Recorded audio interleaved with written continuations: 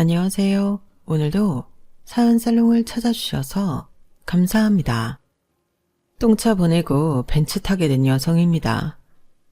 표현이 조금 저급한 감이 있긴 하지만 제 상황을 이보다 정확히 표현할 수 있는 말이 없어서 사용해봤어요. 저는 파혼을 당한 뒤 멋진 남자를 만나 결혼에 골인했어요. 파혼 사유는 제가 재혼 가정에서 자랐다는 거였어요. 다시 생각해봐도 정말 화가 나네요. 뭐 그래요. 백년해로하는 부모님 밑에서 자랄 수 있었으면 당연히 좋았겠죠. 하지만 사람 인생이라는 게 어디 내가 원하는 대로 살게 되나요? 아니잖아요. 당사자인 부모님의 결정에 자식인 제가 끼어들 수도 없는 노릇이고요. 그럼에도 불구하고 재혼 가정이라는 이유로 무턱대고 색안경만 끼고 보는 건 너무 편협한 사고가 아닌가 생각해요. 결과적으론 파혼 덕분에 멋진 남편과 마음 따뜻한 시부모님을 만나 행복의 겨운 생활을 하고 있으니 저로서는 해피엔딩인 셈이지만요. 저희 부모님은 제가 중학교 2학년 때 헤어지셨어요. 부모님끼리는 사전에 이런저런 협의를 하셨겠지만 저는 아빠가 집을 나가실 때까지도 부모님의 이혼에 대해 전혀 낌새도 못 채고 있었어요. 그래서 굉장히 충격을 받았더랬죠. 특히나 그랬던 이유는 마지막 날까지도 전혀 전조가 없었기 때문이었어요. 저희 부모님은 다른 집 부모님들보다도 사이가 좋으셨고 아빠가 사업을 하셔서 형편도 좋았기 때문에 돈 문제로 다투는 일도 없었어요. 그러니 부모님의 이혼은 상상도 못한 거예요. 새아빠한테는 미안한 얘기지만 저는 저희 아빠가 세상에서 제일 멋진 남자라고 생각하며 자랐어요. 물론 지금도 마찬가지고요. 아빠는 중고등학생 때부터 전교 학생회장을 도맡아 하셨고 대학도 명문대를 나오실 정도로 두뇌도 명석한 분이셨어요. 거기다 못하는 운동이 없을 정도로 운동신경도 좋으시고 성격도 화통한 분이셨거든요. 왜 드라마를 보면 능력도 있고 사회적으로 성공한 남자 주인공들이 나오잖아요. 저희 아빠가 딱 그런 부류였어요. 늘 자신감에 차 있고 상대가 자기보다 지위가 낮다 해도 함부로 대하거나 하대를 하는 일도 없고 모든 사람한테 예의 바르게 행동하는 분이셨어요. 내가 자라서 어른이 되면 아빠 같은 사람이 돼야겠다고 생각할 정도로 멋진 분이셨죠. 그래서 누구보다 존경했었는데 어느 날 갑자기 엄마랑 이혼을 하시곤 집을 나가버리신 거예요. 그때 아빠한테 받은 배신감이 너무 커서 자라는 동안 엄마한테 단 한 번도 아빠에 대한 건 묻지 않았어요. 속으로는 두 분이 왜 이혼을 하셨는지 궁금했지만 그걸 묻는 순간 아빠가 너무 그리워질 것 같아서 꾹 참고 입을 닫아버렸죠. 아빠는 이혼을 하면서 저희가 살던 집을 엄마한테 넘기셨어요. 그리고 옷가방에 옷 몇 벌만 챙겨 집을 나가셨죠. 엄마한테 말은 안 했지만 그런 아빠를 보면서 혹시 아빠한테 여자가 생겨서 딴 살림 차려 나가려는 게 아닌가 하는 의심을 했어요. 그것 외에는 다른 이유가 없다고 생각했거든요. 그래서 더 엄마한테 아빠와의 이혼에 대한 얘기를 묻지 않았는지도 모르겠네요. 아빠가 집을 나간 뒤에도 집안에는 여전히 아빠 물건이 남아 있었어요. 안방 욕실에 가보면 아빠가 쓰던 면도기도 그대로 있고 아빠가 쓰던 화장품, 운동기구, 그 밖에 넥타이 핀이랑 구두도 그대로 남아 있었거든요. 이혼 후에도 엄마가 아빠의 물건은 치우지 않은 건 일종의 미련이 남아 그런 거라고 생각했어요.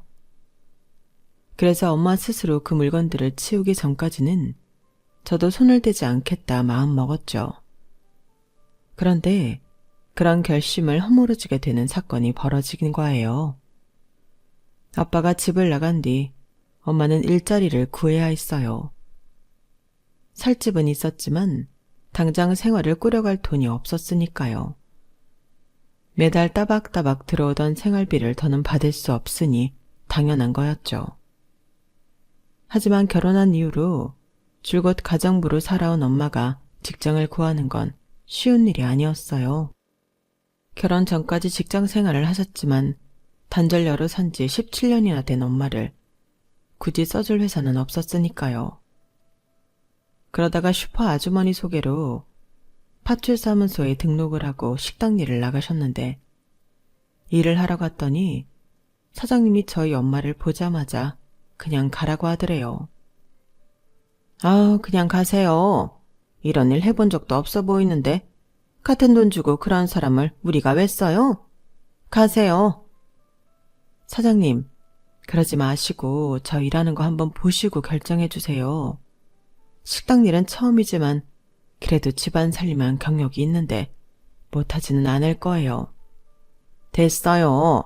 그냥 아주머니는 집에서 살림이나 하세요. 손에 물도 많이 안 묻혀본 것 같은데 괜히 먹고 살기 바쁜 사람 귀찮게 하지 말고 살던 대로 살라고요. 이놈의 파출사무소는 이런 사람을 보내주면 어떡해? 바빠 죽겠는데 승질나게 하고 있어.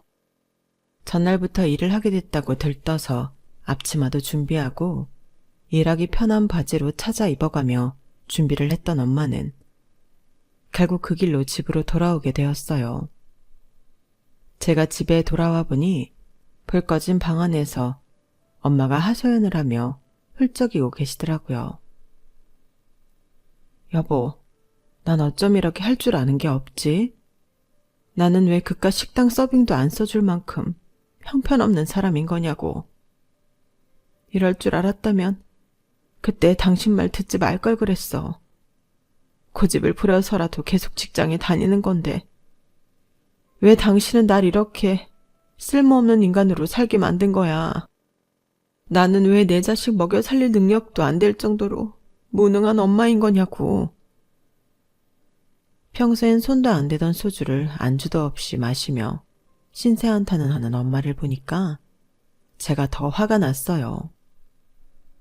거실 벽에 걸린 가족 사진 속 아빠가 그날따라 더 밉게만 느껴지더라고요.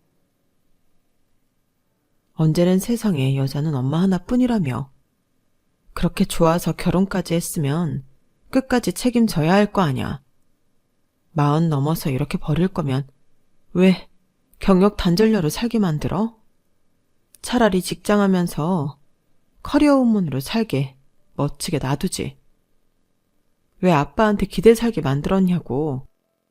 속으로 아빠를 원망하면서 초라하게 앉아있는 엄마의 뒷모습을 물끄러미 바라보았어요. 제가 그때 한창 사춘기 때라서 그랬는지 아니면 아빠에 대한 그리움이 미움으로 변해버린 탓인지 모르겠지만 그날은 저도 정말 참을 수가 없었어요. 그래서 안방에 들어가 아빠 물건을 죄다 쓰레기 봉투에 담아버렸죠. 이제 없는 사람 물건을 언제까지 집에 둘 거야? 엄마랑 나 버린 사람인데 그 사람 물건을 왜 집에 두냐고. 엄마도 이제 아빠 잊어. 엄마를 버린 사람인데 계속 생각해서 뭐하냔 말이야. 난 아빠도 싫고 이렇게 축 처져 있는 엄마도 싫어. 다 꼴 보기 싫다고.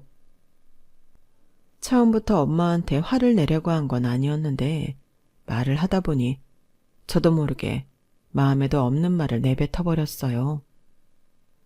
엄마는 그런 저를 놀란 표정으로 멍하게 바라만 보시더라고요. 그날의 충격 때문이었을까요? 엄마는 다음 날부터 마치 전장에 나가는 장수처럼 의지에 불타는 얼굴로 일자리를 구하러 다니셨어요. 그리고 드디어 일자리를 얻게 되셨죠.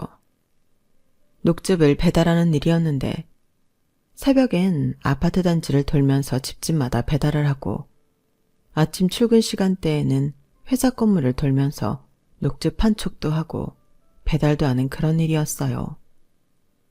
정해진 곳에 배달만 하는 게 아니라 영업도 함께 해야 했기 때문에 사람에 따라 한 달에 벌어가는 돈이 다르다고 하더군요.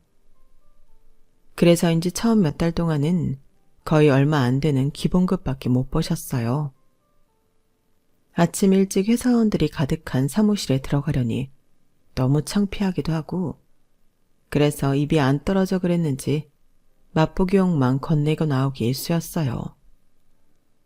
그런데 희한하게도 그게 잘 먹혔는지 몇 달이 지나자 오히려 저희 엄마한테 녹즙을 신청하는 고객이 늘어난 거예요.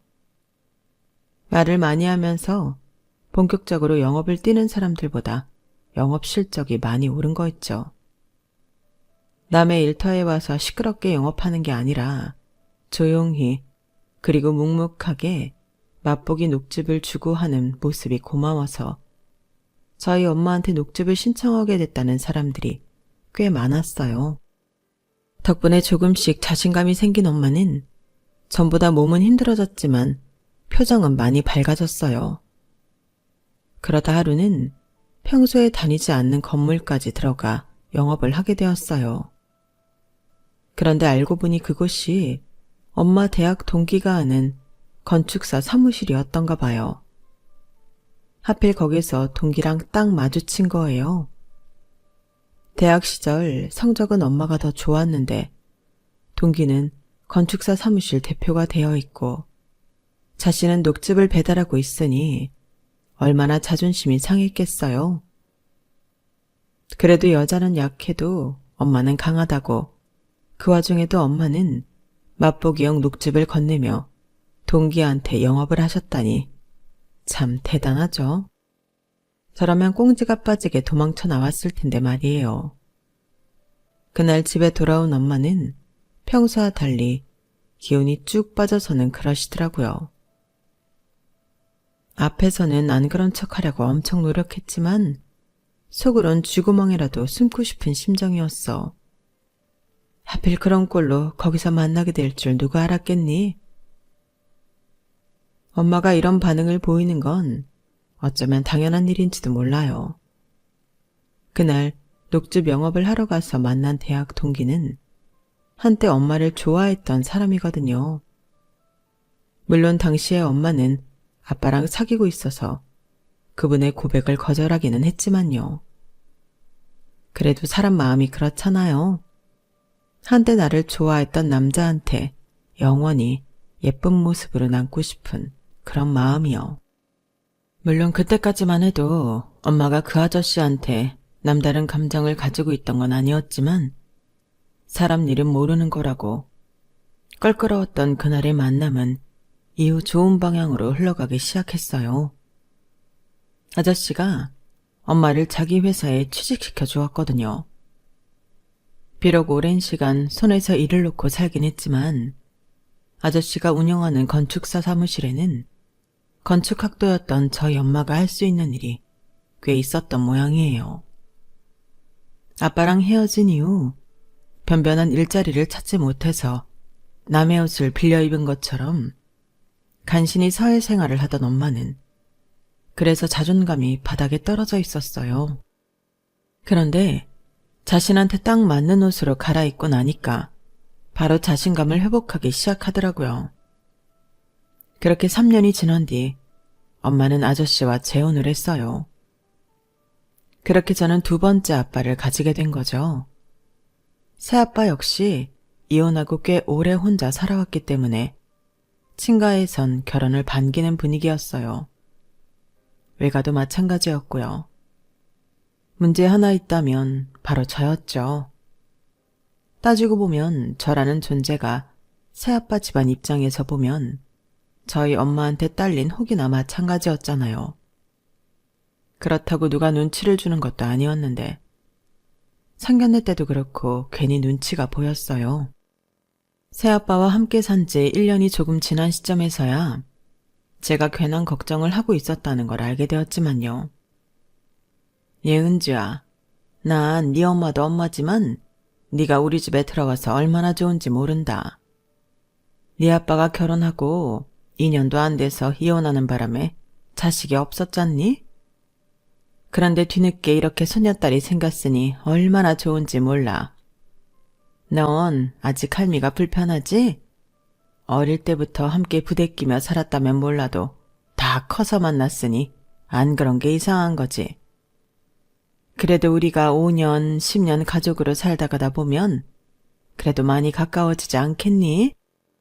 너무 주급해하지 말고 네 마음이 내킬 때마다 조금씩만 할매한테 다가와 다오. 나도 그럴 테니까 알았지?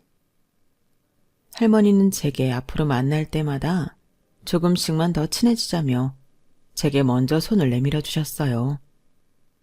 그 덕분에 지금은 할머니와 둘도 없는 친구처럼 지내게 되었죠. 제가 파혼을 당했을 때에도 제일 화를 내셨던 사람이 할머니셨어요. 제가 처음 결혼을 하려고 했던 사람은 강남에서 갈빗집을 하는 분의 둘째 아들이었어요. 새아빠 친구의 아내분이 중신을 사주셔서 만난 남자였는데 중신을 사주신 분이 남자 측에 저희 부모님의 재혼 사실을 말하지 않았던 모양이더라고요. 저는 당연히 알고 있는 줄 알고 선자리에 나갔고 그래서 별다른 걱정 없이 만남을 이어갈 수 있었어요. 선을 봐서 만난 사이였지만 대화도 잘 통하고 취미도 비슷해서 결혼까지 이어지기까지는 그리 많은 시간이 걸리지 않았어요. 어차피 서로의 조건을 다 알고 선택해서 만난 거기 때문에 양가 부모님도 당연히 결혼을 찬성하셨어요. 그렇게 순조롭게 결혼을 하게 되는구나 했는데 생각지도 못한 일이 생긴 거예요. 예비 시부모님이 지인을 통해 제가 재혼 가정에서 자랐다는 걸 알게 되신 거예요. 예비 시어머니는 당장 저를 가게로 부르셨어요. 근무 중이라서 퇴근 후에 찾아뵙겠다고 했더니 버럭 소리를 지르시면서 당장 오라고 하지 뭐예요. 그래서 하는 수 없이 반차를 내고 예비 시부모님이 하시는 갈빗집으로 갔어요. 그랬더니 너 그 집 친딸 아니라던데 맞아? 네, 제가 고등학생 때 저희 엄마랑 새아빠가 재혼을 하셨어요. 그러자 예비 시부모님은 땅이 꺼져라 한숨을 쉬시더라고요. 아니 이 여편네야. 아들 자식 혼사 치르는데 그런 것도 제대로 안 알아보고 진행한 거야? 아이고, 이게 다 당신이 벌인 일이니까 당신이 알아서 처리해. 아버님은 어머님한테 버럭 소리를 지르시곤 가게 밖으로 나가셨어요. 어머님은 어머님대로 주먹을 부들부들 떨면서 저를 노려보시더라고요. 그 모습을 보니 이분들이 그간 내가 재혼 가정에서 자란 걸 몰랐다는 걸 알겠더라고요. 내가 정말 기가 막히고 코가 막혀서 말이 안 나온다. 아니, 어떻게 결혼까지 하겠다는 애가 그 중요한 걸 속일 수가 있니? 네 눈엔 우리 집이 그렇게 만만해 보이니? 니네 새아빠 집안에 돈 좀 있다고 우리가 아무나 받아줄 줄 알았어? 너 입 있으면 말 좀 해봐. 속이려고 했던 거 아니에요. 저는 선자리에 나올 때 주선자분을 통해 민혁 씨가 다 얘기를 듣고 나온 줄 알았어요. 언제 밝혀줘도 밝혀줄 일인데 설마 제가 그걸 숨기려고 했겠어요. 그건 정말 오해십니다. 얘가 끝까지 변명이네. 그래, 말이 났으니 솔직히 말하마. 우리가 너를 며느리로 받아들이려고 했던 건 네가 맘에 들어서가 아니다. 네 할아버지. 아니지. 피도 안 섞였는데 무슨 할아버지야. 그러니까 네 새아빠 부친이 엄청난 부동산 거부라서 그래서 이혼사 진행하려고 했단 말이다. 근데 친손녀도 아닌 너한테 떨어질 콩고물이라도 있겠니? 어림도 없지. 그러니 더 길게 말할 거 있겠니? 그때였어요.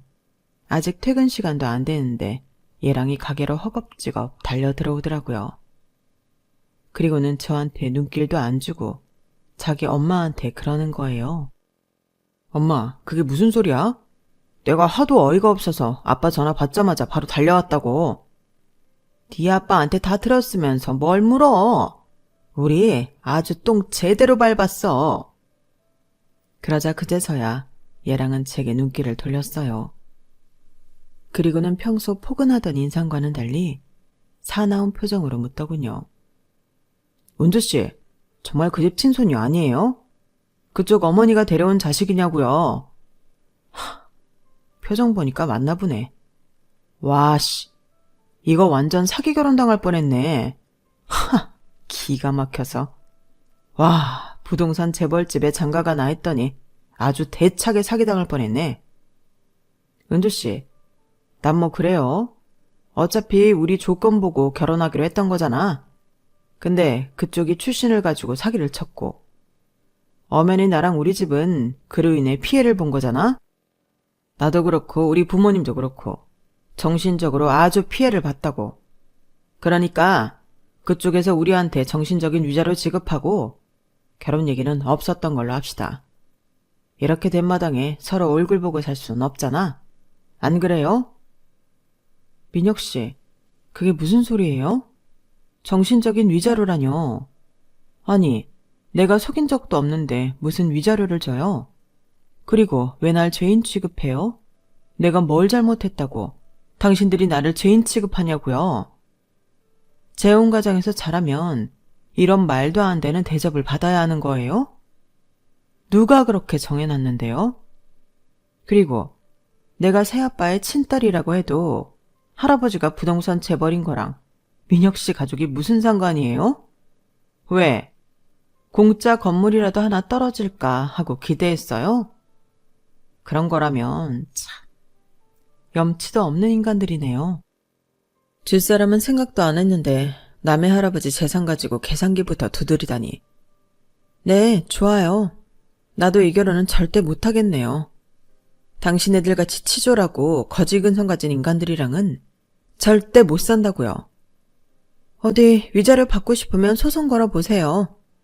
내가 아주 최고 로펌 변호사로 제대로 꾸려서 이 가게까지 싹 다 뺏어버릴 거니까. 싸울 마음 생기면 바로 연락하세요. 그 말을 남기곤 갈빗집을 빠져나왔어요. 정류장 근처까지 걸어가는데 왜 그렇게 눈물이 나던지 몰라요. 결국 집에 돌아와 엄마를 본 순간 하염없이 눈물이 흘러내렸어요. 그리고는 그날 있었던 일을 모조리 털어놓았죠. 그런데 그 일이 있고 얼마 뒤 얘랑이 제 폰으로 전화를 했더라고요. 자기가 무조건 잘못했으니까 이번 소송은 취하해 달라고요.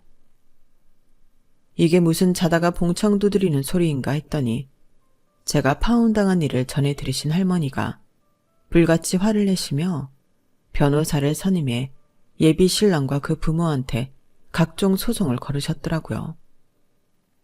결국 얘랑을 비롯해 그 부모까지 저희 집에 찾아와 제 앞에서 싹싹 빌고 사과를 하고서야 할머니는 모든 소송을 취하해 주셨어요. 감히 내 손녀한테 그따위 소리를 하고도 니들이 다리 뻗고 살 수 있을 줄 알았어? 어림도 없지. 한 번만 더 내 손녀딸 눈에서 눈물만 나봐. 그땐 소송 취하고 뭐고 없어. 니들이 그렇게 좋아하는 그 돈으로 내가 아주 니들 인생 개박살 내줄 테니까. 그때 할머니를 보면서 얘랑과 얘랑 부모한테 받았던 서러움이 한순간에 날아가 버렸어요. 제가 친손녀도 아닌데 마치 당신이 상처받은 것처럼 광분하고 가슴 아파하시는 걸 보니까 내 인생에 이렇게 든든한 지원군이 있었구나 하는 생각이 들었거든요. 그런데 더 놀라운 건 그 일로 인한 새로운 만남이었어요. 저희 할머니가 소송을 맡겼던 로펌의 담당 변호사와 제가 그 일을 계기로 가까워지게 되었거든요. 앞에서 말씀드린 대로 똥차 가고 벤츠 왔다는 건 바로 이 때문이에요. 저희 할머니는 소송을 준비하면서 담당 변호사와 자주 만나셨었는데 이 사람이 손녀딸 사위로 적격이라는 생각을 하셨던 모양이었어요. 이미 소송은 취하했기 때문에 더 볼 일 없는 사이였지만 할머니는 그 변호사를 식사 초대도 하시고 이런저런 이유를 붙여서 저랑 만나게 하셨거든요. 아무리 의뢰인의 부름이라고는 하지만 사건 수임도 끝난 마당에 의뢰인 가족과 더 만날 필요가 없는 거잖아요. 그런데도 그 변호사는 저희 할머니가 연락할 때마다 거절 않고 찾아와 주었어요. 처음엔 저희가 저희 친가의 재력 때문이 아닌가 했었는데 변호사가 한 번은 그러더라고요. 저희 로펌을 찾는 의뢰인 중에 돈 많은 의뢰인은 많아요. 내가 돈 때문에 움직이는 사람은 아니란 얘기입니다. 저한텐 다른 꿍꿍이가 있어요. 은주 씨가 그걸 좀 알아채줬으면 좋겠어요. 저를 보며 빙그레 웃으면서 그 말을 하는데 바보가 아닌 이상 그 속뜻을 어떻게 모르겠어요. 남자한테 된통대인 이유라 바로 그 마음을 받아주지는 못했지만 상황만 달랐다면 저 역시 관심을 가졌을 법한 사람인 건 확실했어요. 그래서 지금은 누굴 만날 생각이 없다고 딱 잘라 거절을 했죠. 남주기 아깝다고 내가 당장 사귈 것도 아니면서 대답을 질질 끌고 여지를 주는 건 못하겠어서 내린 결정이었죠. 그래서 친구처럼 연락하는 선에서 관계를 정리했어요. 그렇게 1년 정도가 지나고서야 우리는 본격적으로 연애를 시작하게 되었죠. 아무래도 꽤 이름 있는 로펌 변호사라서 집이 좀 사는 줄 알았는데 알고 보니 부모님이 시골에서 농사를 짓고 계시다더라고요. 친구놈들은 인삼 먹어가며 변호사 시험 준비할 때 난 인삼 팔아가며 공부했어. 농담 아니고 정말이야. 우리 부모님이 인삼농장 하시거든. 나 공부시키시느라 땅도 많이 팔고 버는 족족 다 내 밑으로 쏟아부으셔서 지금은 농장 규모가 많이 줄었지만 말이야. 언제 우리 농장에 한번 갈래? 부모님이 자기 많이 궁금해하시거든. 슬슬 결혼을 생각하고 있던 시기라서 부모님께 인사드리려는 남자친구의 의도를 모르지는 않았어요. 하지만 파혼 경험 탓인지 그때 일이 트라우마로 남아서 남자친구의 부모님을 만나는 게 두려웠어요. 거기서 또 무슨 말을 듣게 될지 몰랐으니까요. 그래서 차일피일 미루고 있었는데 하루는 남자친구가 그러더라고요. 혹시 비슷한 경험을 또다시 하게 될까봐 걱정돼서 그러는 거야? 만약 그런 거라면 걱정 안 해도 돼. 나는 은주 너에 대해 누구보다 많이 아는 상태에서 시작했어. 너희 부모님이 재혼을 했건 아니건 그건 나한테 아무 문제가 되지 않는다는 얘기야. 그건 우리 부모님한테도 마찬가지고 부모의 결정을 자식인 네가 책임질 필요는 없어. 그건 부모의 몫이야. 우린 우리 인생을 살아가면 돼. 내가 옆에서 도와줄게. 우리 결혼하자. 진솔한 그 말에 이번만큼은 꼭 믿어보고 싶었어요. 그래서 남자친구의 청혼을 받아들였어요. 하지만 예비시대까지 가는 동안에도 두려움이 가시지 않더라고요. 그런데 막상 시댁에 도착해 예비 시부모님을 만나보니 그간의 걱정이 싹 사라져버렸지 뭐예요. 왜 모든 사람마다 풍기는 기운이 있잖아요. 제가 예비 시부모님한테 받은 기운은 포용이었어요. 가식적인 친절이 아니라 투박하지만 애정이 넘치는 환대를 받았거든요. 저를 편견 없이 받아주시는 모습에 저 역시도 그분들께 금방 마음을 열 수 있었어요. 예비 시부모님도 그렇고 그 집 분위기도 그렇고 정말 편안했어요. 그리고 그건 제가 남자친구한테 느꼈던 감정과도 일맥상통했어요. 그래서 파혼한 지 1년 만에 다시 결혼을 결심하게 되었어요. 주변에선 너무 성급한 판단이 아니냐고 했지만 이렇게 확신이 드는데 이번 결혼마저 실패를 한다면 그건 내 운명으로 받아들이기로 했어요. 남자친구 직업이 변호사기는 하지만 그동안 변호사가 되기 위해 학비를 대출받은 것도 있고 예비 시부모님이 인삼 농사 때문에 빚을 진 것도 있어서 신혼집을 비롯해 결혼은 최소한의 경비로 꾸리기로 했어요. 물론 새아빠와 본가에서 도움을 주시겠다고 하셨지만 새로운 인생의 시작을 남의 도움으로 꾸려나가기가 싫었어요. 그건 저도 그렇고 남자친구도 마찬가지였죠. 그래서 우리가 감당할 수 있는 전셋집을 얻고 결혼식도 조촐하게 준비를 했어요. 결혼한 지 2년이 다 되어가는 지금까지도 여전히 남편의 학자금 대출금을 갖고 있지만 그래도 둘이 버니까 부모님 도움 없이 충분히 살만해요. 우리 부부한테 고민이라고 한다면 이제 슬슬 아이가 생겼으면 하는 바람, 그 정도뿐이었죠. 그런데 며칠 전에 가슴을 쓸어내릴 만한 엄청난 사건이 벌어진 거예요. 사건 발생 장소는 다름 아닌 시부모님의 인삼 농장이었어요. 새벽 5시쯤이었을 거예요. 남편 핸드폰이 울려서 잠에서 깬 시각은요. 제 남편은 한번 잠이 들면 업어가도 모를 사람이기 때문에 제가 먼저 눈을 떠서 남편 휴대폰을 살폈어요. 액정을 보니 아버님이시더라고요.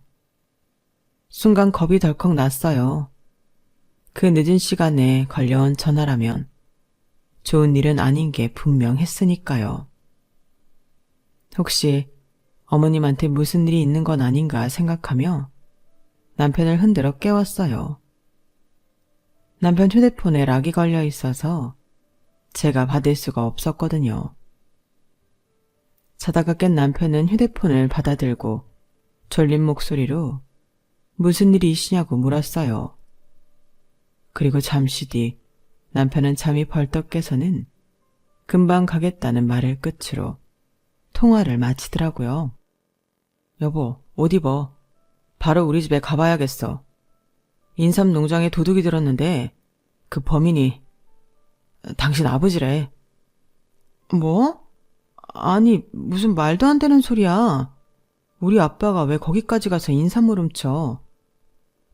당장 엄마한테 전화해볼게. 그러자 남편이 제 손을 막았어요. 그리고는 그 아버님 말고 당신 친아버지. 그 말에 심장이 바닥으로 뚝 떨어지는 기분이었어요. 살았는지 죽었는지도 모를 아빠가 다른 집도 아니고 내 시댁 인삼밭을 털었다니 도무지 믿을 수가 없었거든요. 차를 타고 시댁까지 내려가는 동안에도 우리 부부는 아무 말도 하지 않았어요. 남편은 눈미러로 힐끔힐끔 제 표정을 살피곤 했지만요. 그렇게 해당 지구대에 달려가 보니 시부모님이 달려와 제게 그러시더라고요. 아가, 많이 놀랐지? 일단 아버님부터 만나봐라. 듣기로는 저희 아빠가 인삼을 훔치다 걸렸다는데 이상하게도 시부모님은 저희 아빠한테 반감을 느끼지 않는 모습이었어요. 안으로 들어가 보니 경찰 앞에 앉아 취조를 받고 있는 50대 후반의 남성이 보였어요. 그런데 그 모습은 제 기억에 남아있던 아빠의 모습은 아니었어요. 떡 벌어진 어깨에 당당한 표정. 정장이 누구보다 잘 어울리던 모습은 어디 가고 굽은 어깨에 얼굴부터 시작해 온몸이 까무잡잡한 중년의 아저씨가 앉아 있었으니까요. 그간의 인생이 녹록지 않았는지 공사장에서 막노동을 하다 바로 달려온 인부 모습처럼 보였어요. 그런 아빠를 곁에서 눈으로 살피려니 울컥해서 눈시울이 뜨거워지더라고요. 엄마랑 날 버리고 집을 나갔으면서 잘 살기라도 해야지. 왜 이렇게 엉망으로 망가진 채 돌아와선 내 마음을 아프게 하는 건지 너무 밉고 원망스러웠어요. 그때였죠. 제가 흐느끼는 소리를 들었는지 아빠가 제 쪽으로 고개를 돌리시더라고요. 그리곤 특유의 잔잔한 미소를 지으시며 저를 부르셨어요. 은주야, 왔니? 마치 아침에 출근했다가 밤에 들어온 사람처럼 아무 거리낌 없이 제 이름을 부르는데 어이가 없으면서도 그 목소리가 너무 반가워서 픽 웃음이 나왔어요. 그러자 아빠는 일부러 저를 안심시키시려고 한결 편안한 목소리로 말씀을 하시더라고요. 은주야, 많이 놀랐지? 그런데 아무 걱정할 거 없어. 아빠가 지금 경찰에 자초지종을 다 설명하고 있으니까 금방 정리될 거야. 우리 얘기는 이 일부터 끝내고 하자. 시부모님 모시고 먼저 집에 가 있어. 아빠도 곧 따라갈게. 도둑으로 몰려서 지구대까지 끌려온 사람치고는 너무 여유가 넘쳤어요. 그래서 이게 어떻게 된 건지 아버님께 여쭈었더니 의외의 말을 하시지 않겠어요. 아가, 너희 아버지 말씀대로 우리 먼저 집에 가 있자. 현우는 남아서 사돈 좀 도와드려. 명색이 사이가 변호사인데 이럴 때 힘이 되어드려야지. 긴 얘기는 집에 가서 하고, 아가, 일단 우리 집으로 가자.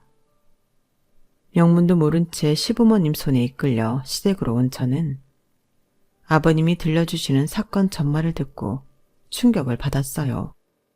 결론부터 말하자면 진짜 도둑은 저희 아빠가 아니라 한 동네 사는 이웃이었어요.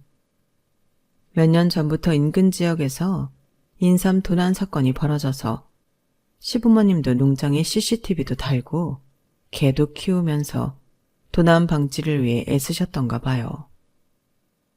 그러던 중에 새벽 4시쯤 저희 아빠한테 온 전화를 받으셨대요. 그간 너희들한테 말 안 했는데 실은 니들 결혼을 앞두고 너희 친아버지가 여길 찾아온 적이 있었다. 비록 딸아이 앞에 나타날 수 없는 못난 아비이지만 내 자식 잘 봐달라고 인사를 하고 싶었다더구나.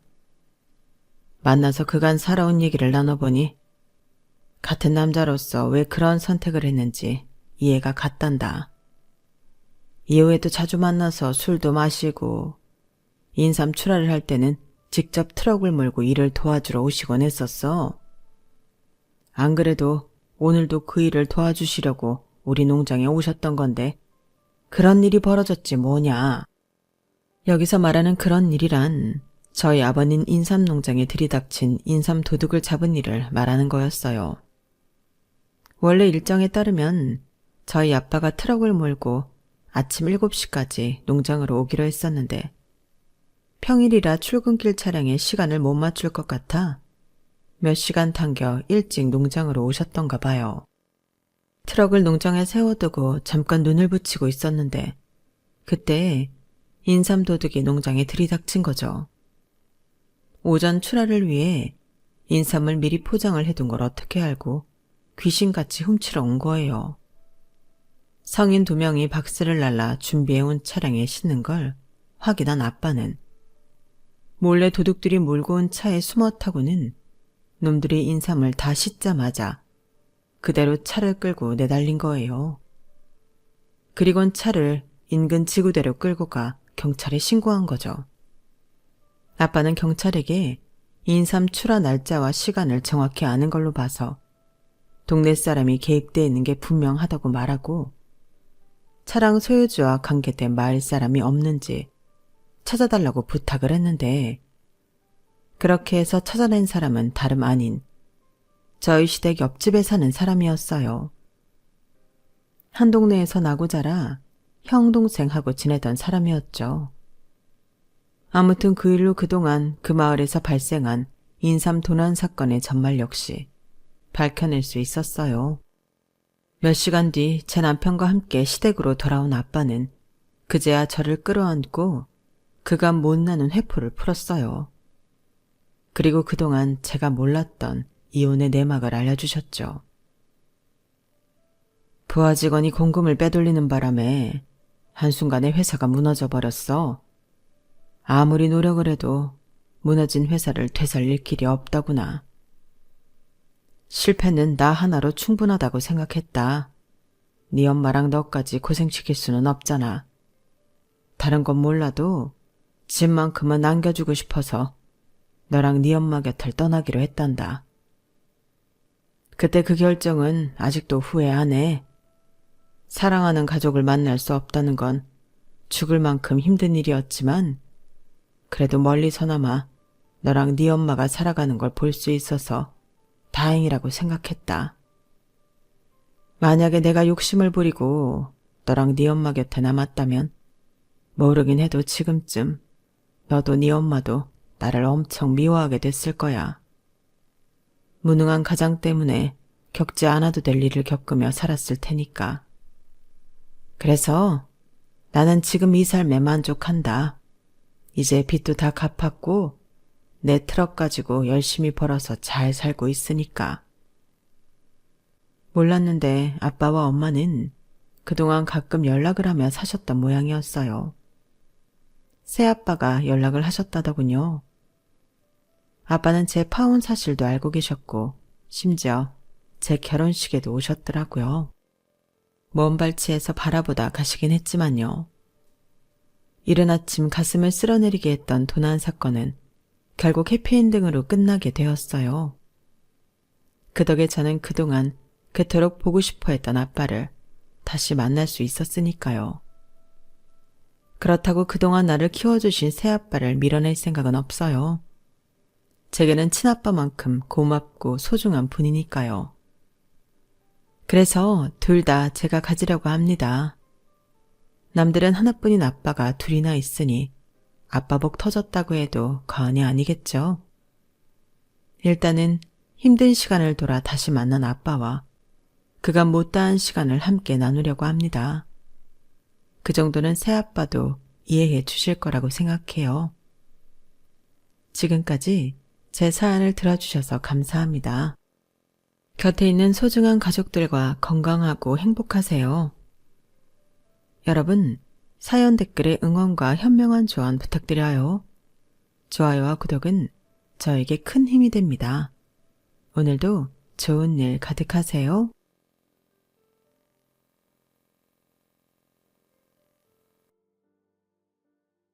안녕하세요. 오늘도 사연 살롱을 찾아주셔서 감사합니다. 제 남편은 가족에게는 한없이 다정한 사람이었어요. 바람을 자주 피우셨던 아버님 때문에 이혼을 하시고는 혼자 갖은 고생을 하며 아들을 키워낸 어머님이 애틋해서였는지 몰라도 가족에 대한 남편의 애정은 각별했어요. 밖에 무슨 일이 있어도 가족을 영순위로 챙기던 모습은 늘 가정적인 남자를 만나길 원했던 제 마음을 사로잡기에 충분했죠. 남편과 처음 만나게 된 건 아는 선배의 소개팅을 통해서였어요. 성실하고 가정적인 사람이 이상이었던 제게 딱이라며 소개시켜준 사람이었죠. 당시 남편은 건설사에 다니는 사람이었고 깔끔한 인상이 마음에 들었어요. 안녕하세요. 저는 미술관에서 큐레이터 일을 하고 있는 김성희입니다. 말씀 많이 들었어요. 선배가 너무 좋은 사람이라고 꼭 소개시켜주고 싶다고 하시던데요. 와, 미술관 쪽 일하시는구나. 저는 평범한 회사원이라 그런지 예술 쪽 일하시는 분들이 너무 멋있어 보여요. 저도 한때 미술 전시 좋아해서 자주 보러 다니던 때가 있었는데 요즘 괜찮은 전시 있으면 추천해주세요. 다음에 같이 가시죠. 첫 만남부터 예의도 바르고 관심사도 비슷한 데다 이야기도 제법 잘 통해서 호감이었지만 헤어지기 전 나눈 깊은 대화 중 딱 한마디가 은근히 마음에 걸리더군요. 가족의 희생에 대해 이야기하던 중이었어요. 저는 가족관계에서 희생은 필수 요소라고 생각을 하거든요. 서로에게 희생을 안 하려고 해도 할 수밖에 없는 가장 가까운 사이이고 사랑하는 만큼 희생할 수 있다고 생각했어요. 그런 제 의견을 말했더니 남편도 격하게 동의하며 이렇게 말하더군요. 우리 엄마는 제가 어렸을 때 이혼을 하고 자식을 책임지기 위해서 작은 분식집을 운영하면서 날 여기까지 키웠어요. 힘든 내색 한 번도 없이요. 제 이상형이 우리 엄마 같은 사람이거든요. 그런데 성희 씨가 우리 엄마랑 좀 닮은 것 같아요. 그 말이 무슨 뜻인지 처음에는 좀 헷갈리더군요. 대화 중에 뜬금없이 닮았다고 했으니 희생을 많이 할 것 같다는 이야기인지 아니면 정말 순수하게 얼굴이 닮았다는 뜻인지요. 평소라면 당연히 전자로 알아들었겠지만 헷갈릴 법도 한 게 제 얼굴을 뚫어져라 보면서 이야기를 했거든요. 게다가 첫 만남부터 그쪽은 희생은 잘할 것 같다고 이야기하는 건 너무 공감 능력이 부족해 보여서 그렇게 이상한 사람은 아닐 거라고 은연중에 믿고 싶었던 것 같아요. 아, 잘 이해가 안 돼서 그런데 그게 무슨 뜻인지 물어봐도 될까요? 그래서 대놓고 물어보니 갑자기 당황하면서 횡설수설 하더군요. 아, 그게 성희 씨가 좀 웃을 때 우리 엄마랑 닮은 것 같아서요. 별다른 뜻은 아니었어요. 아, 그런 거죠. 어머님을 엄청 존경하시는 것 같아서 어떤 분인지 궁금하네요. 그렇게 이야기를 대충 마무리하긴 했지만 뭔가 설명할 수 없는 찜찜함이 마음 한구석에 남더라고요. 그래도 그것만 빼면 정말 재밌는 시간을 보내고 와서 괜히 제가 예민하게 구는 건가 싶어 넘어갔어요. 몇 번 더 만나보고 결정해도 될 일이라 생각하니 그렇게 깊게 생각하지 않게 되더라고요. 그런데 남편은 생각보다 제게 생각할 틈을 주지 않았어요. 성희야, 준서가 너 엄청 마음에 들었나 봐. 소개시켜줘서 고맙다고 난리야. 넌 어땠어? 저도 좋았어요. 몇 번 더 만나보고 싶긴 해요. 그렇게 두 번째 약속이 속전속결로 잡혔고 남편은 그날 제 연락처를 받아갔어요. 앞으로 자주 연락해도 될까요? 제가 이상형이라는 말이 진짜였는지 남편은 연락처를 받아간 두 번째 데이트서부터는 적극적으로 나왔어요. 누가 저한테 이렇게 좋다고 적극적으로 대시하는 게 자주 있던 일은 아니어서 당황스러우면서도 사랑받는 기분이 들어 내심 좋더라고요.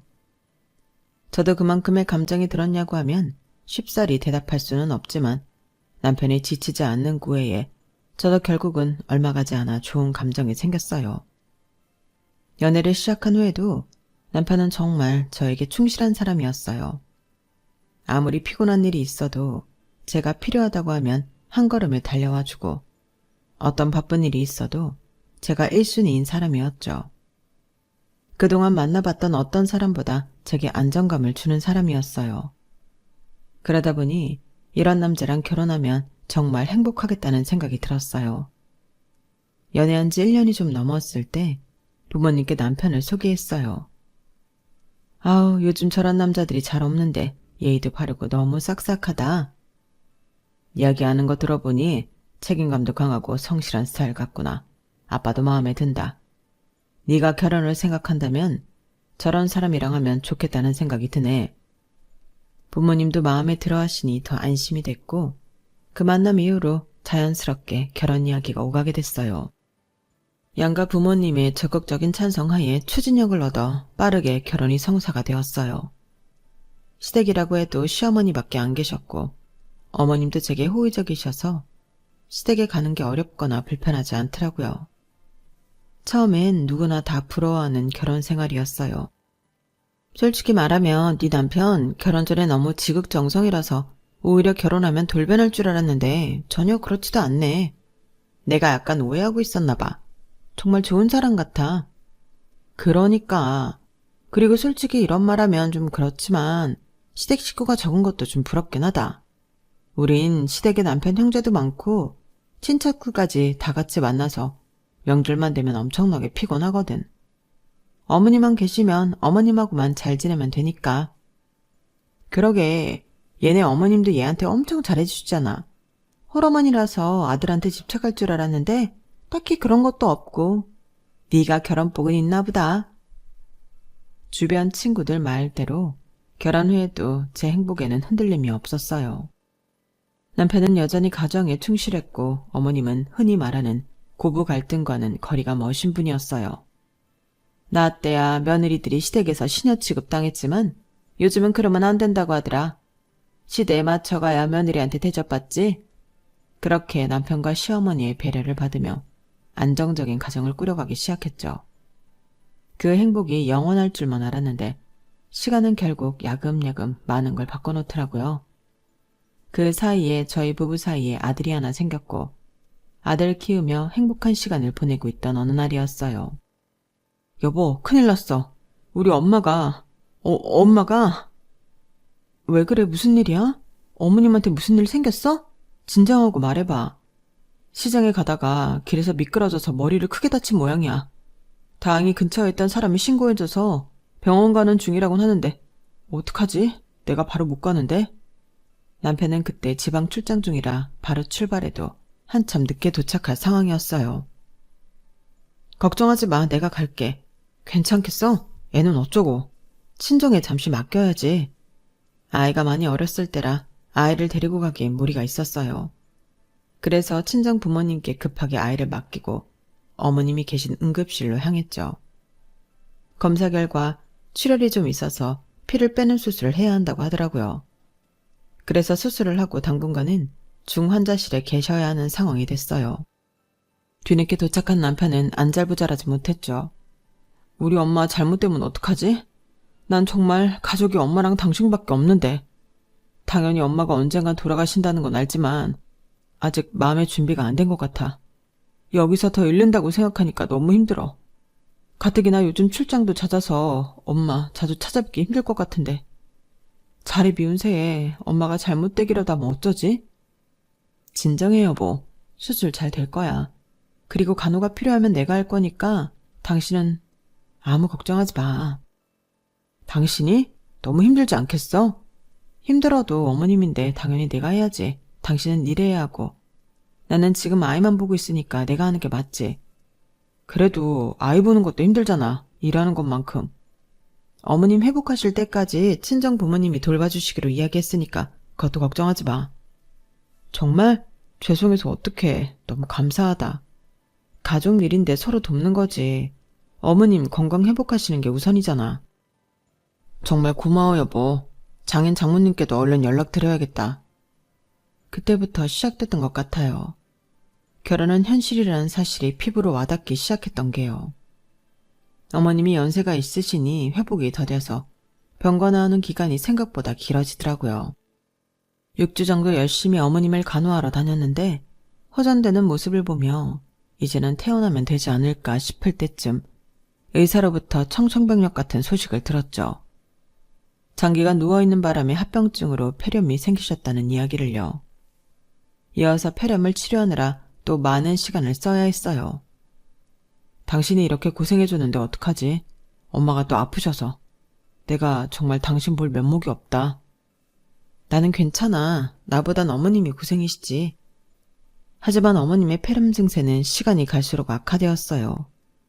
그러다 하루는 어머님 컨디션이 평소보다 괜찮은 날이 있었어요. 입원한 후로 말수가 급격히 줄어드셨던 어머님께서 그날은 저한테 넌지시 말씀하시더라고요. 아무래도 살 날이 얼마 안 남은 것 같은데 죽기 전에 바다 한번 꼭 보고 싶구나. 내 부탁을 들어줄 수 있겠니? 폐렴 환자는 이동할 때 산소통을 챙겨야 해서 결코 쉬운 일은 아니었지만 제가 생각하기에도 어머님께서 얼마 못 버티실 것 같다는 생각이 들었어요. 어머님, 지금 장시간 외출은 어머님 몸에 무리가 많이 가실 거예요. 저는 솔직히 말하면 반대예요. 그래도 보고 싶으세요? 어차피 죽을 거면 죽기 전에 예쁜 풍경이라도 한번 보고 죽고 싶구나. 병원에만 갇혀 있었더니 살아있어도 사는 것 같지가 않아서 그래. 아들한텐 비밀로 해주겠니? 어머님이 하시는 말뜻을 너무나 알 것 같아서 차마 더는 말리지 못하겠더라고요. 그렇게 저 역시 큰 결심을 하고 휠체어까지 대여해서 어머님을 차에 모시고 가장 가까운 바다로 다녀왔어요. 어머님, 사진 찍어드릴게요. 웃어보세요. 바다에 도착해 어머님을 휠체어에 태우고 해변 앞 포장도로를 쭉 걸었어요. 예쁘게 웃으시는 사진도 찍어드렸고요. 어머님 부탁 때문에 남편에게는 다녀와서야 이야기를 했죠. 이제 말해서 미안. 당신한테 말하면 당신이 반대할 거 알아서 그러셨는지 다녀오기 전까지는 비밀로 해달라고 하시더라고. 남편에게 사진을 보여주며 이야기를 전하니 남편은 갑자기 눈물을 터뜨리더라고요. 여보, 정말 고마워. 어떻게 이 은혜를 갚아야 할지. 나라면 절대 못 갔을 거야. 그런데 이렇게 엄마 웃는 모습을 보니까 다녀오는 게 맞았다는 생각이 드네. 그동안 얼마나 답답하셨을지. 이런 얼굴 정말 오랜만에 보는 것 같아. 많이 좋으셨나 보다. 힘들었을 텐데 고생 많았어. 남편은 그날 저를 껴안고 몇 번이나 고맙다고 하다가 겨우 잠에 들었어요. 아픈 분을 모시고 혼자서 짐을 이고지고 먼 거리를 운전까지 하고 다녀오느라 온몸이 쑤시고 피곤했지만 가족 모두에게 좋은 일을 한 것 같아 마음만은 뿌듯하더라고요. 어머님께서는 돌아가기 전 마지막 나눴던 대화에서도 그날 일에 대한 고마움을 표시하셨어요. 네 덕분에 그래도 큰 미련 없이 떠날 수 있을 것 같다. 정말 고맙다. 그런 말씀 마세요, 어머님. 열심히 치료받고 건강해지셔야죠. 하지만 그렇게 행복한 소풍을 다녀온 뒤로부터 2달 뒤 어머님은 세상을 떠나셨어요. 당신 만나기 전까진 엄마가 내가 살아가는 이유였는데 엄마가 돌아가시니 정말 기분이 이상하네. 그래도 내 곁에 당신이 있어서 다행이야. 어머님이 돌아가시고 많이 적적해하는 남편을 옆에서 많이 위로해주면서 부부 사이는 설명할 수 없는 돈독함이 생긴 것 같았어요. 남편은 우리 가족을 먹여 살리겠다며 더 악착같이 일을 하기 시작했고 애가 어느 정도 큰 후부터는 저도 복직을 하려고 했어요. 여보, 그래도 아직 애한테는 엄마가 필요할 것 같은데 꼭 복직을 해야 돼? 아유, 크리에이터들 복직하기도 힘든데 나는 그래도 엄마가 미술관을 운영하시니까 복직할 수 있는 거잖아. 감사하게 생각하고 얼른 더 늦기 전에 복직해야지. 그냥 나중에 장모님한테 미술관 물려받아서 운영하면 그만 아냐? 그때쯤엔 애도 다 컸을 테고.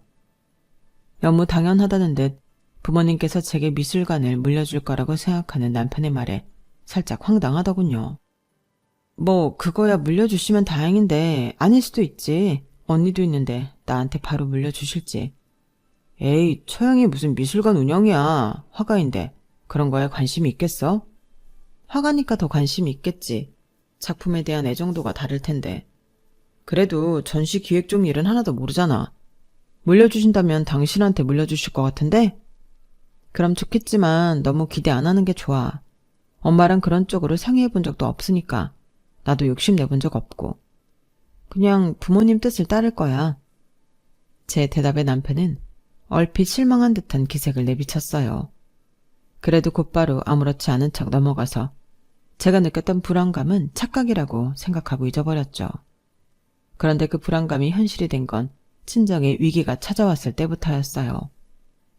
엄마가 집을 비우신 날 아빠께서 혼자 떡을 안주 삼아 반주를 하시다가 기도가 막혀 너무 갑작스럽게 돌아가시게 됐어요.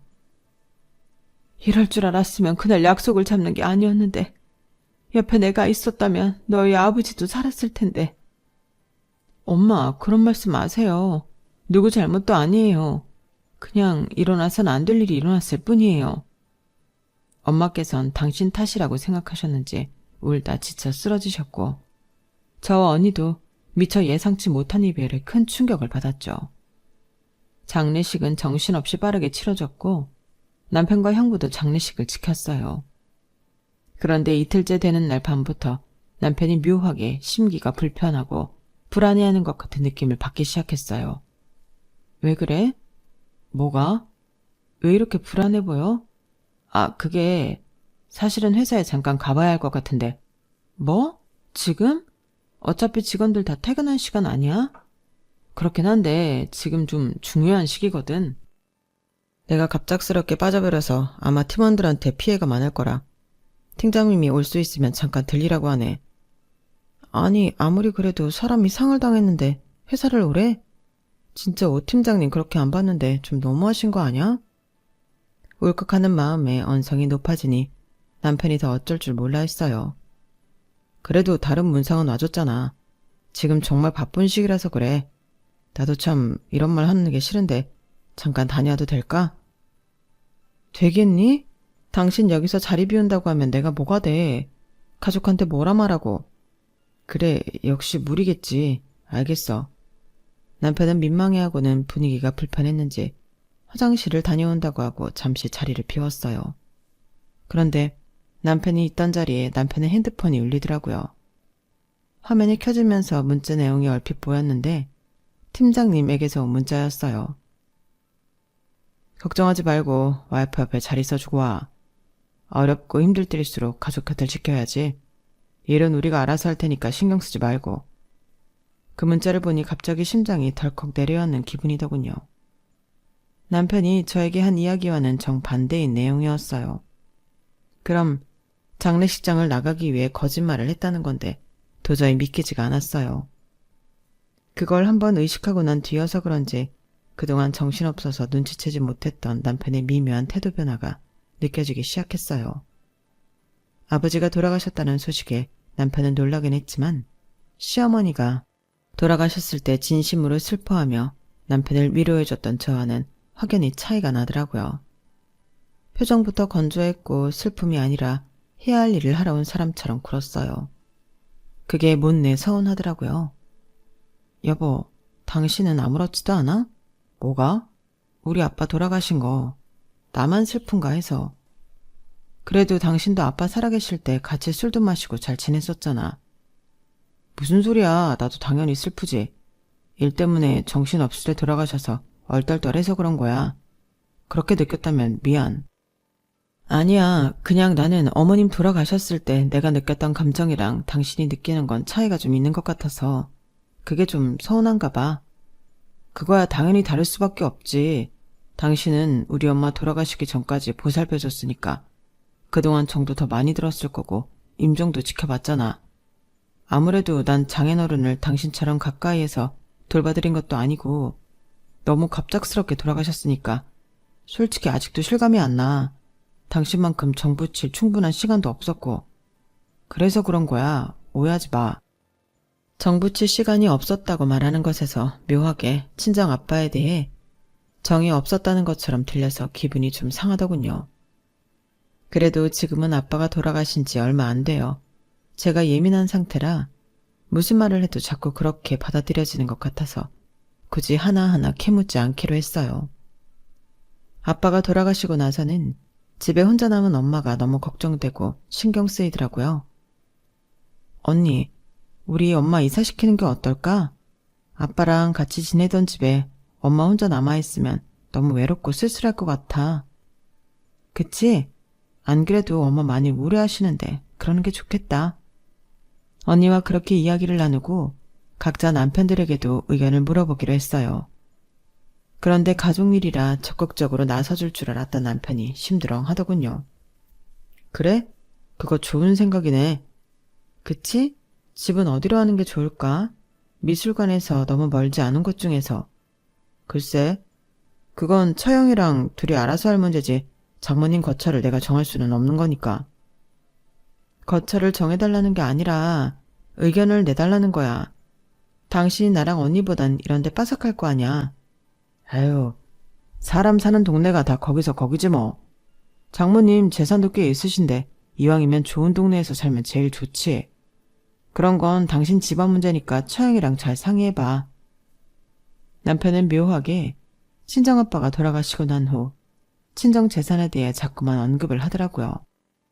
그러고는 제가 조금만 예민하게 반응하려고 하면 바로 꼬리를 싹 자르고 단순히 궁금해서 그런다는 식으로 내빼더군요.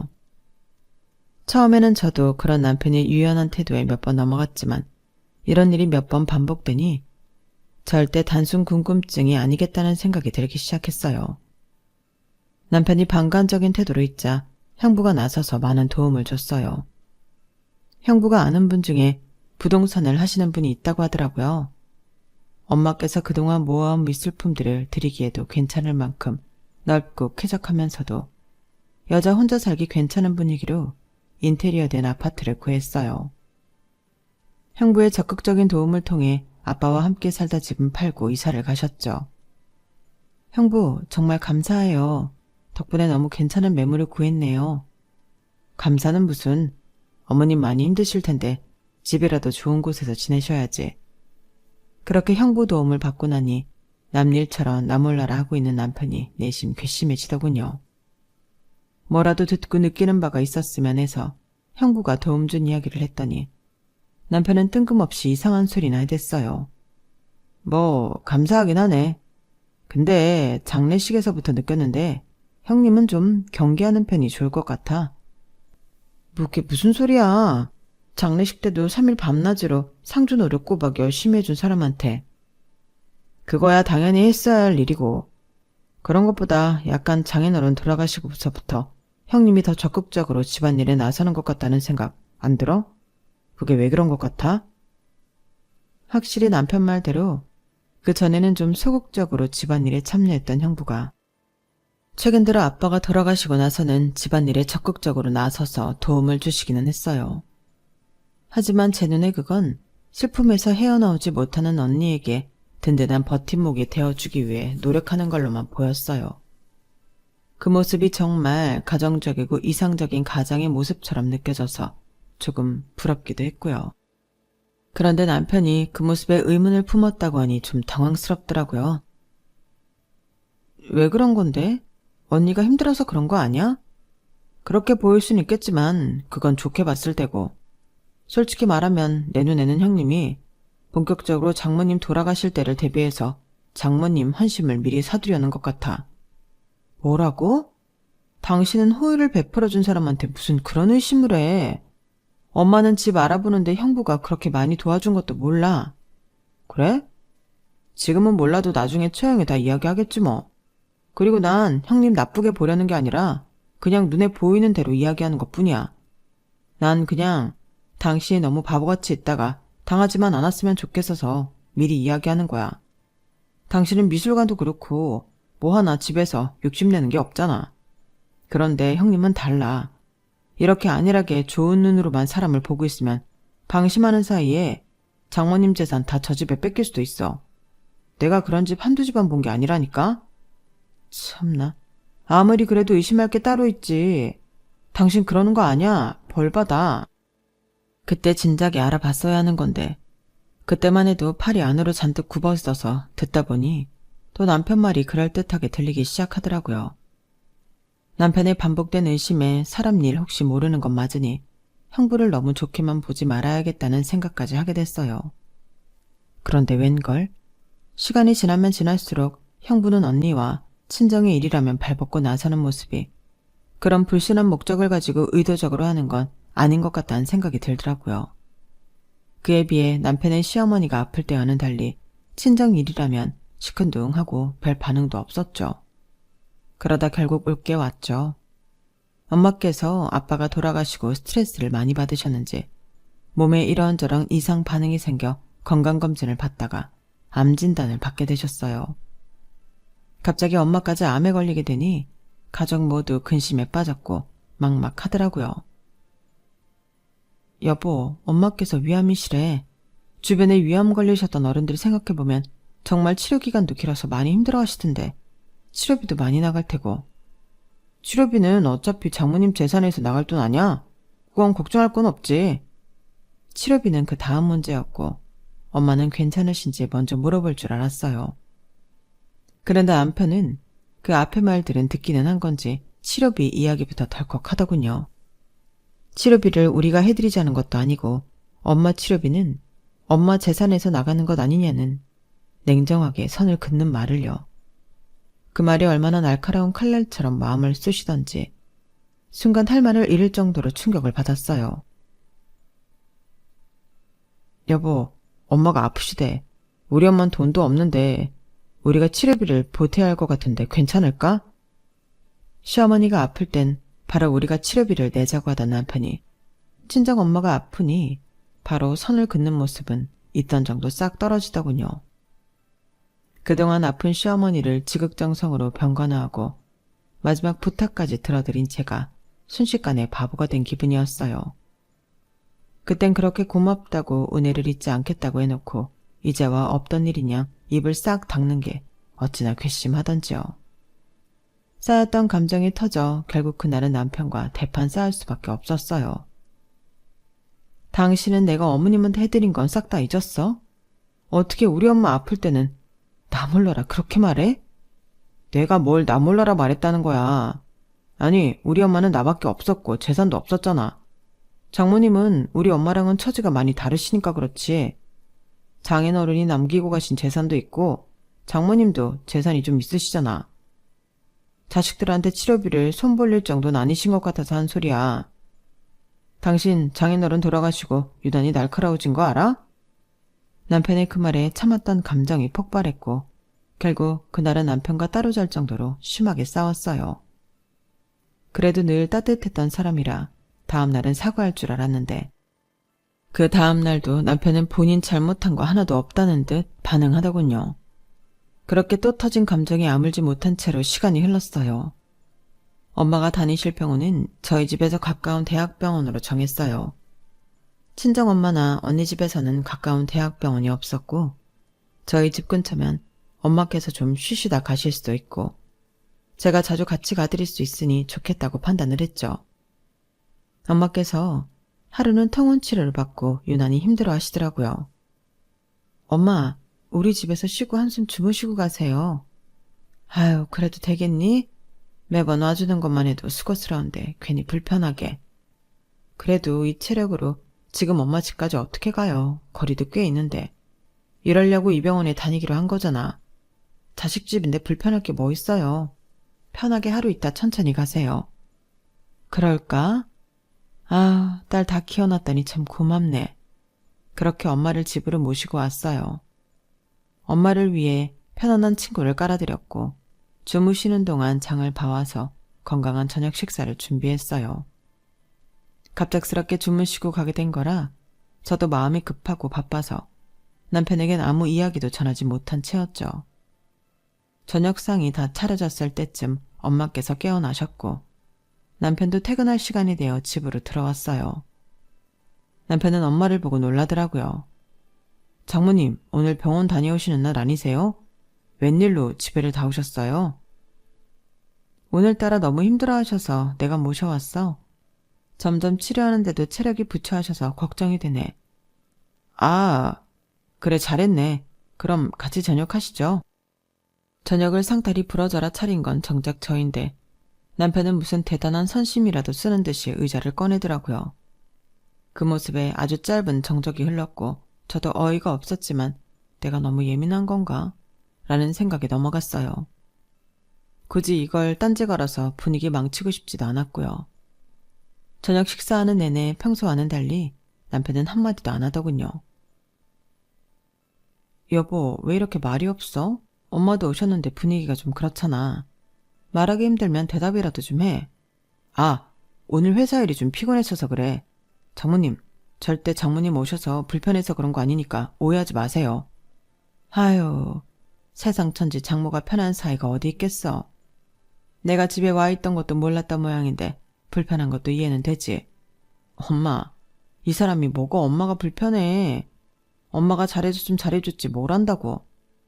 어색한 분위기를 애써 가라앉히고 식사를 마쳤어요. 뒷정리는 남편이 하겠다기에 남편에게 맡기고 엄마께 따뜻한 물을 내어드렸는데 엄마께서 제 손을 잡으며 이렇게 말씀하시더라고요. 오늘 저녁은 잘 먹었다. 조금 앉아있다가 가보마. 네? 엄마 하루 주무시고 가기로 하셨잖아요. 시간도 너무 늦었어요. 아무래도 윤서방이 내가 말도 없이 찾아온 게 불편한 모양인데 얼른 가보는 게 좋겠다. 괜히 여기 있다가 너희 부부싸움 나게 할 생각은 없어. 나도 내 집이 더 편한데 빨리 가면 좋지. 엄마도 참 서운하게 그냥 있으래도요. 내일 제가 모셔다 드릴게요. 가시겠다는 엄마 겨우 붙잡고 마음이 심란했어요. 엄마가 계시는 게 싫다는 티를 팍팍 내는 남편에게 안 그래도 화가 나 있었는데 그걸 엄마까지 느끼셨다니 더 속이 울렁거리더라고요. 엄마께서 또 가신다고 하기 전에 폭신한 침구를 깔아드리려고 준비하고 있었는데 뒷정리를 마치고 온 남편이 그러더군요. 뭐 하는 거야? 장모님 설마 내일 가시는 거 아니지? 엄마께도 다 들릴 목소리로 묻는데 순간 뒷골이 확 땡기더라고요. 당신 진짜 장난해? 내가 어머님한테 어떻게 했는지 새까맣게 잊은 거야? 어떻게 자기 부모는 그렇게 소중하고 내 부모 아플 때는 나 몰라라 할 수가 있어? 장모님 잘 나가실 때야 좋았지. 근데 딱 보니까 미술관이니 재산이니 다 처형 내줄 것 같은데 내가 어떻게 또 애정을 쏟아. 당신이 이렇게 지극정성 떨어봤자 장모님이 미술관 당신한테 넘겨줄 것 같아? 당신도 이쯤에서 그만둬. 뭐라고? 당신 어머님은 뭐 우리한테 물려줄 재산이 있어서 내가 그렇게 지극정성으로 보살폈어? 우리 엄마는 우리한테 사랑을 주셨지. 당신한테도 얼마나 잘했어. 그거랑 비교를 하면 되겠어? 뭐라고? 우리 엄마는 사랑을 안 줬어? 일 욕심 있으셔서 가족 보살핀 기억은 없는 걸로 아는데? 니네 엄마 아플 때 우리 엄마가 우리 애 봐준 건 기억도 안 나? 일하면서 애 보는 게 얼마나 힘든데 그건 다 까먹었어? 아, 그 얘기가 왜 나와? 그건 그거고. 기가 막혀서 더 이상은 말도 안 나오더군요. 더 이상 말이 안 나와서 남편 회사 가방을 집 밖으로 내던져버렸어요. 여기 우리 엄마가 해준 집이야. 나갈 거면 당신이 나가. 당신 진짜 미쳤어? 남편이 가방을 주우러 나간 사이 현관문 걸쇠를 잠가버렸어요. 남편은 안에 엄마가 있으니 더 큰 소란은 피우지 못하고 가방을 챙겨서 가버리더라고요. 무슨 일이냐? 니네 싸웠어? 아니요, 바쁜 일이 있어서도 나가봐야 한대요. 큰 소리에 방에서 나온 엄마는 대충 둘러댔고 그제서야 결심을 했어요. 이런 사람과는 더 이상 같이 살 수 없다는 걸요. 가족에게 유달리 애틋하고 잘하는 사람이길래 내 가족이 되면 저와 제 가족도 당연히 예외는 아닐 줄 알았어요. 그런데 웬걸? 어떻게 자기 키워준 부모만 그렇게 애틋할 수 있었을까요? 다음날 엄마를 잘 모셔다 드리고 그날부터 남편과의 이별을 준비했어요. 남편이 그동안 제게 해왔던 친정 재산 관련 발언들을 전부 수집했고 그동안 시어머니 병간호에 제가 얼마나 최선을 다했는지에 대한 것도 수집했어요. 남편이 순순히 이혼해주지 않을 경우를 대비한 거였죠. 당신이 나랑 이혼 안 해주면 당신 회사에 이거 다 터뜨릴 거야. 그냥 좋은 말로 할 때 좋게 헤어지자. 나 당신한테 정이 있는 대로 다 떨어져서 더 이상은 같이 못 살겠어. 내가 대체 뭘 했다고 그래? 당신도 진짜 이해가 안 된다. 누울 자리 봐가면서 잘해야지. 그러니까 당신은 당신 엄마한테 누울 자리 봐가면서 잘한 거냐고. 그럼 그동안 나한테 잘했던 것도 누울 자리 봐가면서 잘한 거야? 그러니까 당신이랑 장모님이랑 같냐고. 우리 엄마랑 당신은 내 가족이잖아. 남편은 마지막까지도 본인 잘못이 뭔지 모르더라고요. 같이 살면서 정말 10가지 중 9가지가 잘 맞고 좋았던 남편이었지만 이 한 가지 때문에 이별을 하게 될 줄은 몰랐어요. 하지만 이 한 가지가 가정적인 남자를 원했던 저에겐 너무나 치명적이었죠. 남편과는 합의 끝에 소송까지 가지 않고 이혼했고 나름대로 깔끔하게 헤어졌어요. 남편과 이혼하니 엄마를 아예 집에 모시고 병관을 편하게 할 수 있어 오히려 좋다는 생각이 들더라고요. 병세가 악화되고 나서 엄마께서 저를 부르셨어요. 내가 너한테는 특히나 미안한 게 많다. 괜히 나 때문에 이혼한 거 아닌가 싶기도 하고. 엄마, 그게 무슨 말씀이세요? 그 결정 내리는데 엄마는 아무런 관여도 안 되었어요. 걱정 마세요. 그래서 말인데 미술관은 너한테 물려주고 싶구나. 네? 그러실 필요 없어요, 엄마. 언니한테 물려주고 싶으시면 그러셔도 돼요. 너희 언니는 미술관 운영에는 관심이 없어. 실질적으로 운영을 해본 경험도 능력도 없고 네가 맡아준다면 안심할 수 있지. 감사합니다. 저 정말 잘할 수 있어요. 제가 잘해볼게요. 엄마가 돌아가시고 나서 유언대로 미술관은 제가 맡아서 운영하게 되었어요. 그런데 그게 어떻게 남편 귀에 들어가게 되었는지 전 남편에게 연락이 오더라고요. 여보, 미술관 당신이 받게 되었다면서? 너무 축하해. 고마워. 근데 이제 여보라는 호칭은 좀 뗐으면 좋겠네. 이제 그렇게 부를 사이 아니잖아. 내가 그동안 당신 꿈 얼마나 응원해왔는지 알잖아. 그래서 축하해주려고 전화한 거야. 너무 매몰차게 굴지 말아줘. 그래, 축하 다 했음 끊어도 될까? 정민이는 잘 지내지? 요즘 들어 가족 생각이 너무 많이 나네. 우리 그날 일만 아니었어도 아직까지 행복하게 잘 지냈을 텐데. 우리가 헤어진 게 그날 일 때문이라는 거야? 뭐 우리 엄마 때문이라고? 당신 나 열받게 하려고 연락했어? 우린 엄마 때문에 헤어진 게 아니라 당신의 그 이기적인 성품 때문에 헤어진 거야. 당신이랑 그렇게 헤어졌어도 나 시어머니한테 지극정성으로 관여해드렸던 거 한 번도 후회한 적 없어. 근데 지금 좀 후회되려고 한다. 괜히 잘 살고 있던 사람 긁어서 옛날 일까지 후회하게 하지 말고 좀 깔끔하게 서로 없었던 사람처럼 살자. 어? 정민이가 있는데 어떻게 그래. 나한테 한 번만 더 기회 주면 안 될까? 당신이 이렇게 꿈을 이룬 날 내가 곁에 있어야 하는데. 그렇지 않다는 사실이 날 너무 괴롭게 해서 그래. 웃기지 마. 그냥 이제 내가 누울 자리가 생겨서 연락한 거겠지. 옛날엔 당신의 그런 달콤한 말에 속았지만 이젠 아니야. 나한테 당신 누울 자리는 요만큼도 없으니까 이제 좀 다른 누울 자리 알아보러 가. 여보 잠깐만.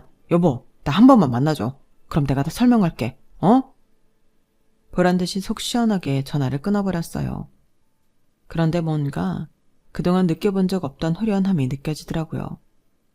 남편이 얼마나 후회하고 있는지 목소리에서 미련이 뚝뚝 느껴져서 그제서야 제 복수가 완성된 느낌이었어요. 살다 보면 당연히 누구나 자기 가족이 제일 소중하겠죠. 그런데 그 차이가 얼마나 깊은 상처가 되고 외로운 감정이 되는지 그 사람은 평생 모르고 살 거예요. 그동안은 이런저런 이유로 그 사람을 붙잡고 살았지만 이제는 그러지 않으려고 해요. 가족이란 누군가를 배제하는 게 아니라 함께 지켜낼 때 더 단단해지는 거니까요.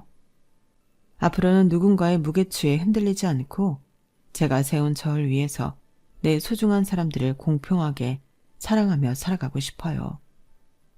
제 이야기는 여기까지입니다. 소중한 가족들과 항상 건강하시고 행복하세요. 여러분, 사연 댓글에 응원과 현명한 조언 부탁드려요.